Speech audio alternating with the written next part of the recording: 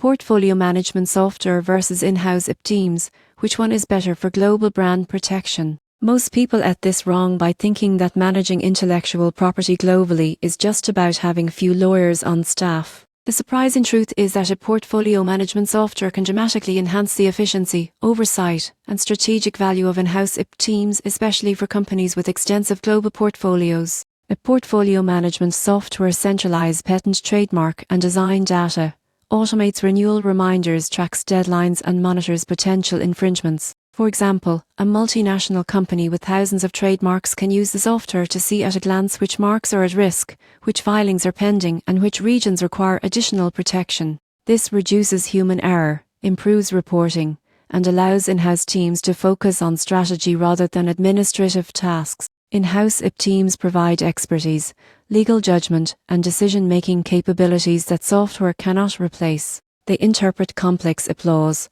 assess infringement risks, handle licensing agreements, and advise on enforcement strategies. For instance, an in-house team may decide whether to pursue litigation against a competitor, weigh the business impact, and negotiate settlements, tasks no software can fully automate. The difference is scalability versus judgment. Its software handles data workflow and operational efficiency, while in-house teams handle legal reasoning, strategy, and enforcement. Most companies find the combination most effective. Software manages large-scale portfolio operations, and in-house teams focus on strategic decisions and high-stakes actions. The takeaway is clear: for speed, accuracy, and global oversight, a portfolio management software is essential. For nuanced legal guidance and strategic brand protection, in-house IP teams remain irreplaceable. The surprising truth is that integrating both creates a powerful synergy, protecting your brand globally while maximizing operational efficiency.